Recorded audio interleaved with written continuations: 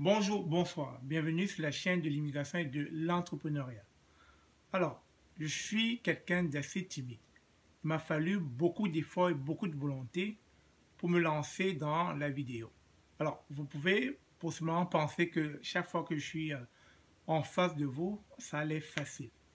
Mais alors, je peux vous assurer que ça prend beaucoup pour sortir de sa zone de confort. De nature, je suis quelqu'un d'introverti. Et du jour au lendemain, voilà, je me décide de me lancer dans la vidéo. Donc vous comprenez que là, je sors carrément de ma zone de confort. Mais ceci n'est pas l'objet de notre vidéo.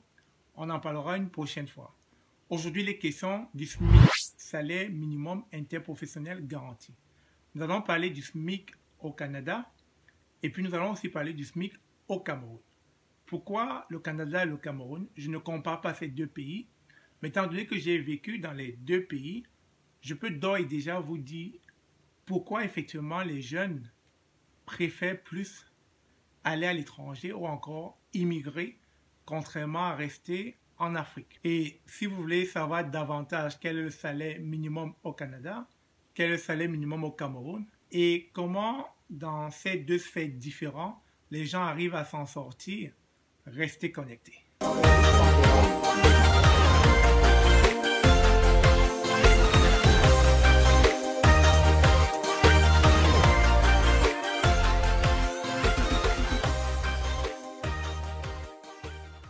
Aujourd'hui, les questions du SMIC. Nous allons parler du salaire minimum au Canada. Comme vous pouvez le constater, dans les 10 provinces du Canada et ces 3 territoires, on a un salaire minimum selon chaque province. En Alberta, on a 15 $. En Colombie-Britannique, on a 14,60 $. À l'île du Prince-Édouard, on a 13 $. Au Manitoba, on a 11,90 $. Au Nouveau-Brunswick, on a 11,75 $. À la Nouvelle-Écosse, on a 12,95 $. Au Nunavut, on a 16 $. À l'Ontario, on a 14,25 $. Au Québec, on a 13,10 $. À Saskatchewan, on a 11,45 $. À Terre-Neuve et Labrador, 12,50 $. Territoire du Nord et Ouest, on a 13,46 $. Au Yukon, on a 13,85 $. Alors, lorsqu'on fait la moyenne de tous ces salaires minimums selon chaque province, on en ressort avec une moyenne de 13,37 $ de l'heure. Alors, partant sur cette base de 13,37 $ de l'heure, sur le mois, on va se retrouver avec un total de 1871,8 $. Alors, n'oublions pas qu'on est imposé.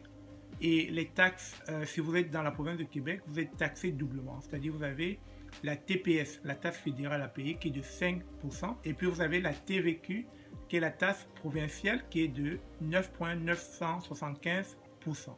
Et donc, si ensemble les deux taxes, vous avez un total de 14,975% sur le 1871,8 $ que vous gagnez par mois.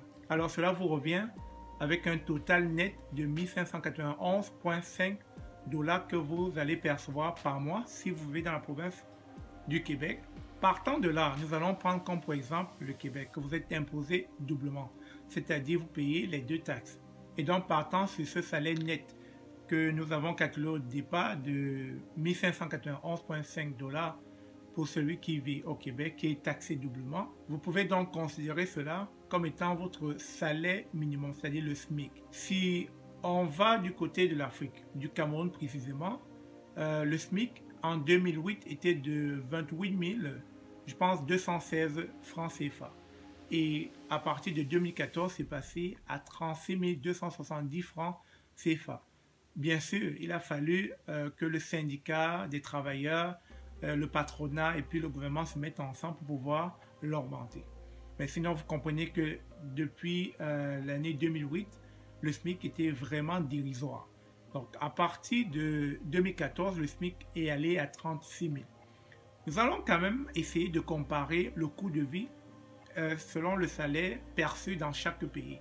Et puis, à partir de là, nous allons comprendre qu'est-ce qui favorise ce phénomène migratoire. Pourquoi est-ce que les jeunes tendent toujours à partir? Est-ce que le SMIC qu'ils reçoivent n'est pas assez pour pouvoir vivre? C'est donc l'objet de notre vidéo. Aujourd'hui, nous allons essayer de faire un peu de mathématiques.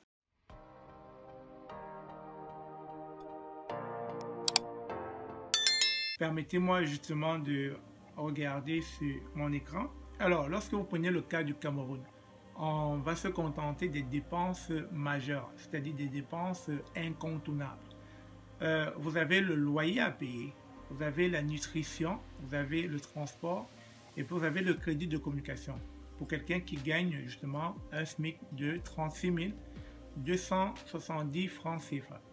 Alors, si cette personne prend un loyer, et quand je dis prendre un loyer de 15 000, il faut comprendre que c'est vraiment le strict minimum qu'il peut aller chercher, c'est-à-dire carrément une chambre.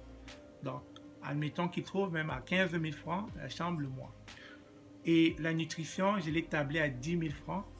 Le transport à 8 000 francs, c'est-à-dire 200 pour partir, admettons qu'il ne vit pas très loin de son boulot, 200 aller taxi et 200 retour. Et donc, 8 000 francs pour le transport et le crédit de communication est de 2 000 francs CFA. Alors, il lui reste dans la poche 1 270 francs. Vous comprenez qu'avec ça, avec un tel montant, c'est carrément invivable pour un jeune de se frayer une place dans la société et d'aspirer à de grands rêves. Alors, si on prend à l'opposé le cas du Canada, lorsque quelqu'un gagne un salaire net à 1591,5 $, le loyer 550. Quand je parle de loyer ici, je parle sur la base d'un budget serré. Quelqu'un qui va prendre juste une chambre ou alors un salon commun ou une cohabitation. Donc 550 $.